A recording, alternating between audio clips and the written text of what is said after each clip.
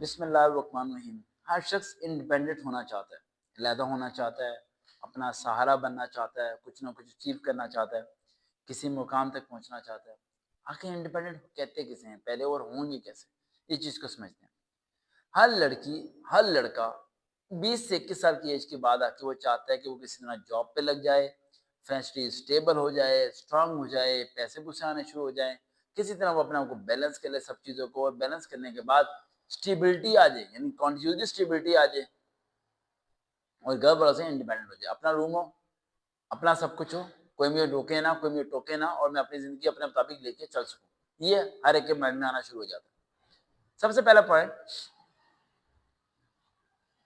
تین چیزیں۔ سب سے پہلا پوائنٹ ایجوکیشن۔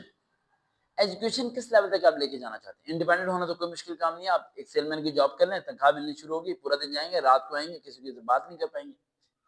مسئلہ یہ ہے کہ کتنی دیر تک آپ سروائیو کر پائیں گے اس محنت کے ساتھ۔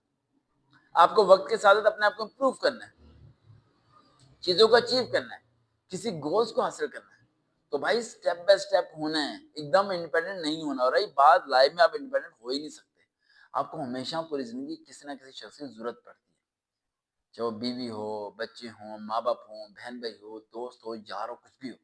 اگر سب چھوڑ کے چلے گئے نا، اور پورے مہینے کے لیے آپ اکیلے بیٹھے، دماغ پھٹنا شروع ہو جائے گا آپ کا، آپ مر جاؤ گے تنہائی میں آ کے۔ لوگوں کی ضرورت آپ ہو، اور لوگوں کی ضرورت آپ ہو، اور آپ لوگوں کی ضرورت ہو، دونوں مل کے چلتے ہیں، علیحدہ علیحدہ نہیں چل سکتے آپ علیحدہ رہ ہی نہیں سکتے۔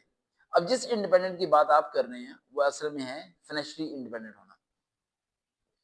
اس کے لیے تین چیزیں، اگر جلدی ہونا چاہتے ہو تو اس کا کوئی فائدہ نہیں ہوگا، لیکن اگر دیر سے ہونا چاہتے ہو، اسٹیبلٹی رکھنا چاہتے ہو، تو تین کام کرنے پڑیں گے۔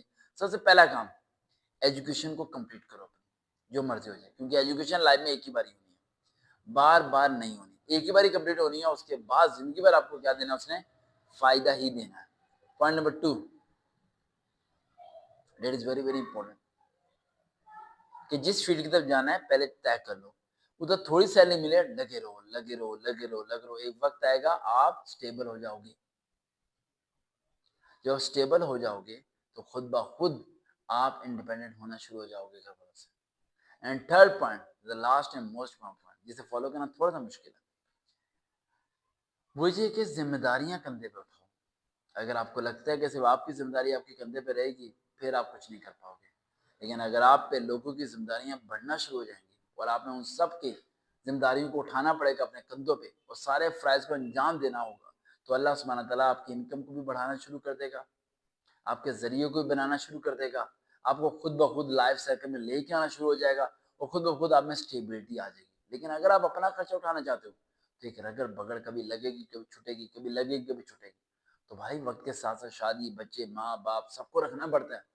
انڈیپینڈنٹ اس لیول کا نہیں بننا کہ علیحدہ ہو جاؤں، گھر کو چھوڑ کے چلا جاؤں، دور چلا جاؤں، شہر سے باہر چلا جاؤں، کماؤں، جو مرضی کروں، میرا حکم، یہ پوچھے نا، ارے کوئی پوچھے تو بہتر ہے، ورنہ خسارے میں چلے جاؤ، ارے نقصان ہو جائے گا تمہیں، کیونکہ تم سمجھدار ہو۔ ارے تو ذرا ریوائز کر کے دیکھو، ہزاروں غلطیاں کی تھی تم نے، ہزاروں نقصان اٹھا چکے تم ابھی تک، تمہیں سمجھانے والے شخص چاہیے۔